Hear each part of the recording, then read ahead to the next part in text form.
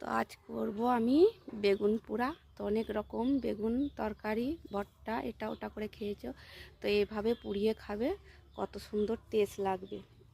আর এই যে বাসি ভাত আছে, বাসি ভাত দিয়ে খাবো। তো কি পদ্ধতিতে বেগুন পোড়া করছি দেখো। তো বেগুনে তেল মাখিয়ে দিয়েছি হালকা করে। এই যে এবার আগুনে উনুনে সেকছি, বেগুনটাকে পোড়াচ্ছি আরকে।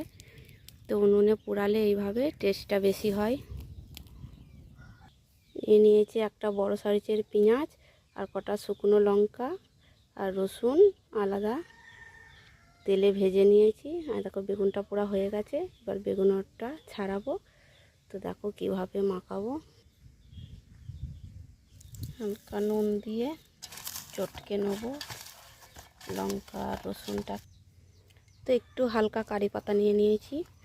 এই যে এবার বেগুনটা ঠান্ডা হয়ে গেছে, এবার এগুলো সব মাখবো।